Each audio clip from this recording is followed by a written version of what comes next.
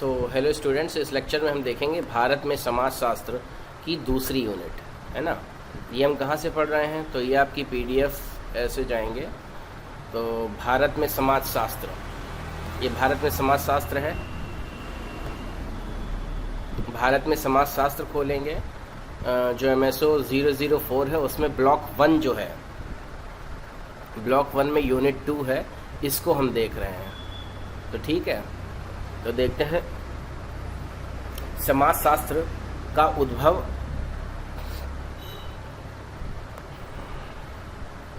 समाजशास्त्र का उद्भव, मुद्दे एवं विकास, मुद्दे और विषय वस्तु।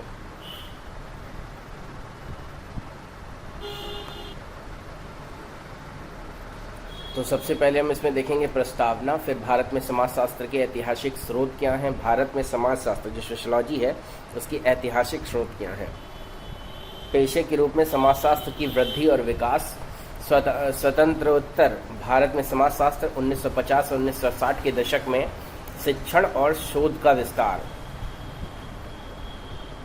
70 के दशक की कुछ प्रमुख शोध प्रवृत्तियाँ, भारत में समाजशास्त्रियों द्वारा प्रयुक्त सिद्धांत एवं विधियाँ, सारांश।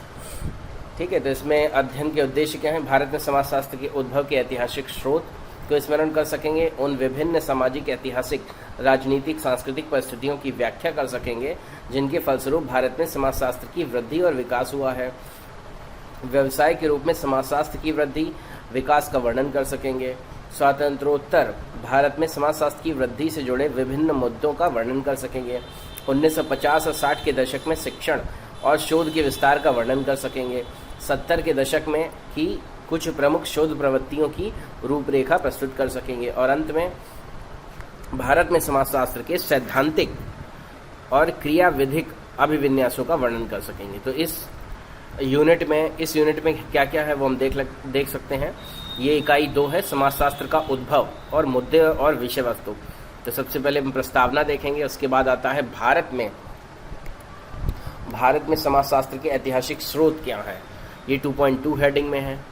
उसके बाद हम देख रहे हैं ऐतिहासिक स्रोत जब देख लेंगे तो पेशे के रूप में समाजशास्त्र की वृद्धि और विकास, 2.4 स्वतंत्रोत्तर भारत में समाजशास्त्र, स्वतंत्रोत्तर जो भारत है, स्वतंत्रता के बाद का जो उत्तर भारत है उसमें समाजशास्त्र कैसा हुआ। फिर उसके बाद 1950 और 1960 के दशक में शिक्षण और शोध का विस्तार, फिर उसके बाद 70 के दशक की कुछ प्रमुख शोध प्रवृत्तियाँ, 70 के दशक की कुछ प्रमुख शोध प्रवृत्तियाँ। उसके बाद हम देखेंगे यहाँ पे भारत में समाजशास्त्रियों द्वारा प्रयुक्त सिद्धांत और विधियाँ, फिर सारांश देखेंगे। तो इस तरीके से ये हमारी यूनिट कवर होगी। तो चलिए शुरू करते हैं। तो सबसे पहले हम देखते हैं प्रस्तावना।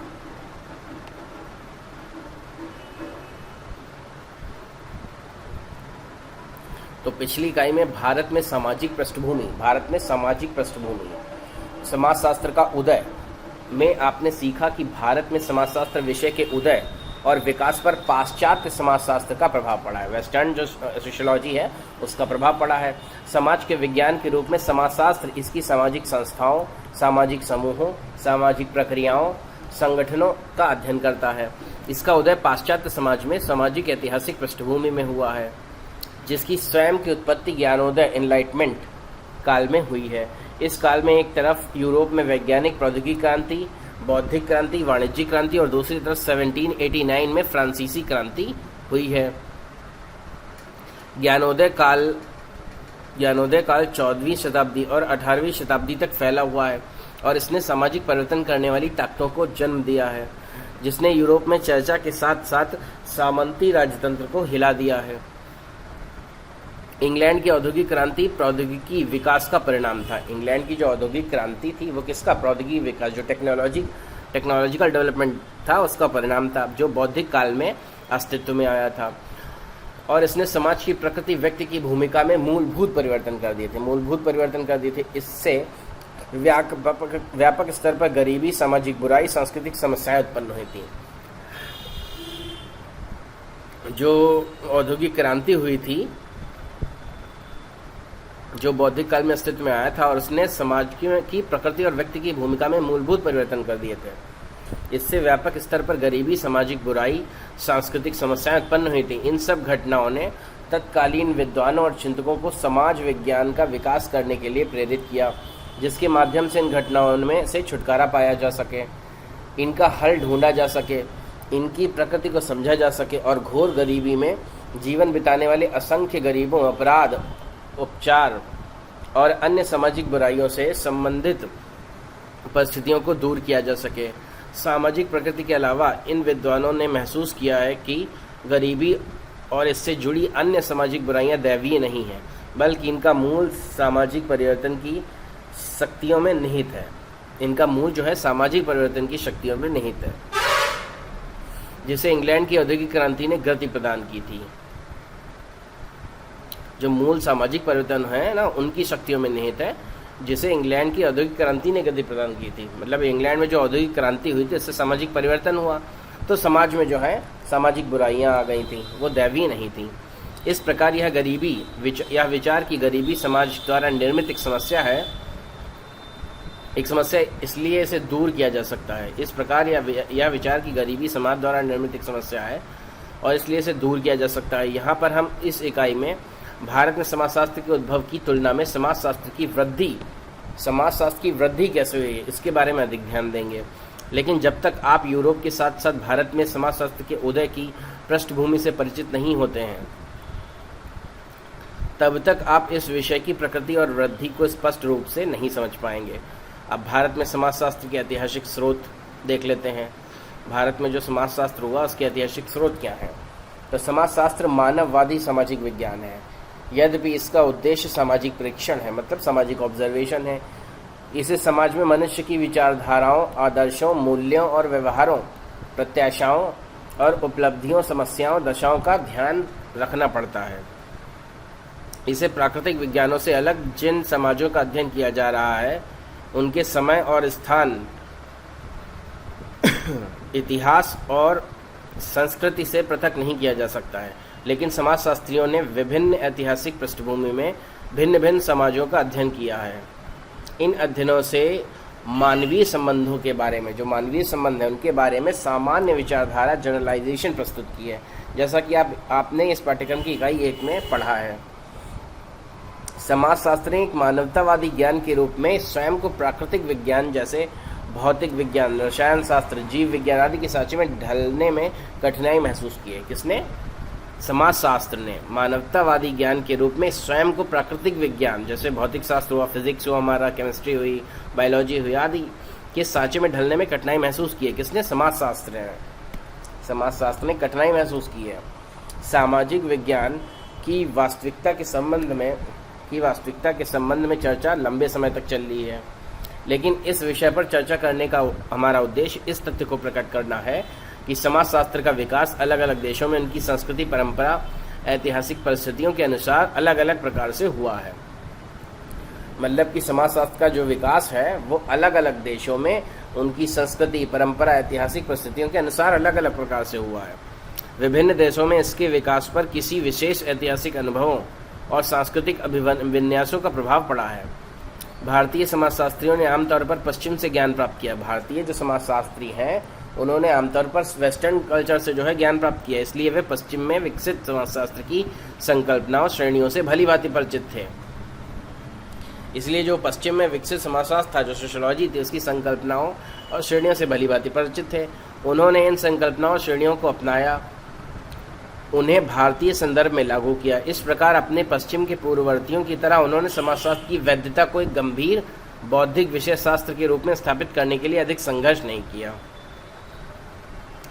अपने पश्चिम के पूर्ववर्तियों की तरह, जैसे पश्चिम के पूर्ववर्ती लोग थे, जैसे कार्ल मार्क्स हो गए या पेरेटो हो गए, ये सारे जितने भी सोशलॉजिस्ट थे, उनकी तरह इन्होंने भी समाजशास्त्र की वैधता को एक गंभीर बौद्धिक विषय शास्त्र के रूप में स्थापित करने के लिए अधिक संघर्ष नहीं किया, जैसा कि 19वीं शताब्दी के दौरान यूरोप के समाजशास्त्रियों को करना पड़ा।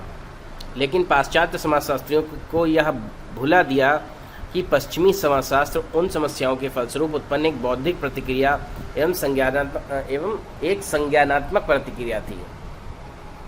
पश्चिमी समाजशास्त्र, लेकिन पाश्चात्य समाजशास्त्रियों को यह भुला दिया कि पश्चिमी समाजशास्त्र उन समस्याओं के फलस्वरूप उत्पन्न एक बौद्धिक प्रक्रिया और एक संज्ञात्मक प्रतिक्रिया थी जिसका सामना पश्चिमी समाज औद्योगिकरण और समाज में हो रहे उथल पुथल और रूपांतरण के परिणाम स्वरूप कर रहा था। समाजशास्त्र का उदय उन नई परिस्थितियों का नियंत्रण के लिए हुआ जिनका उद्भव, जैसा कि ऊपर बताया जा चुका है, पश्चिमी समाज में हो रहे परिवर्तन के फलस्वरूप हो रहा था। लेकिन भारत में समाजशास्त्र के उदय के समय किसी भी प्रकार की औद्योगिक मध्यम वर्ग का विकास नहीं हुआ। जैसे जैसे यूरोप का विस्तार होता गया वैसे ही गैर यूरोपीय विश्व के प्रति ज्ञान में वृद्धि होती गई और डार्विन की उत्पत्ति सिद्धांत और विक्टोरिया की प्रगति की विचारधारा के प्रभाव के अंतर्गत यह विचारधारा सामने। तो इस प्रकार हम देखते हैं, इस प्रकार जिस परिवेश में भारत में समाजशास्त्र और इसकी शाखा मानव विज्ञान का विकास हुआ है वह व्यापक रूप से पिछले 3-4 शताब्दियों में विश्व में यूरोप के विस्तार का ही परिणाम था। भारत में समाजशास्त्र और मानव विज्ञान दोनों का विकास भारतीय समाज और संस्कृति की समझ से परिचित होने के लिए औपनिवेशिक शक्तियों का एक प्रयास था। भारत में समाजशास्त्र मानव विज्ञान के उद्भव में यह औपनिवेशिक संदर्भ बहुत ही महत्वपूर्ण है। बर्नार्ड कोह है, उनका कहना था कि 18वीं शताब्दी के अंत में ब्रिटिश अधिराज की स्थापना से कुछ ब्रिटिश अधिकारियों द्वारा भारत की क्लासिकीय भाषाओं का ज्ञान शीघ्रता से अर्जित करने, प्रशासनिक उद्देश्यों के लिए भारतीय समाज को भी संरचनात्मक ज्ञान की आवश्यकता और मिशनरी गतिविधियों की सघनता, भारतीय समाज के क्रमबद्ध ज्ञान का 1760 के बाद तेजी से विकास हुआ था। 18वीं शताब्दी के अंत तक भारतीय समाज के उपागम की 3 प्रमुख परंपराएं उभर कर सामने आई हैं। ये उपागम थे प्राच्य भाषाविशद, प्रशासनिक और मिशनरी। इनमें से प्रत्येक का अपना विशिष्ट दृष्टिकोण था जो विदेशी पर्यवेक्षकों की भारतीय भूमिका से जुड़ा था और भारत के संदर्भ में उनकी दृष्टि से दर्शाता था।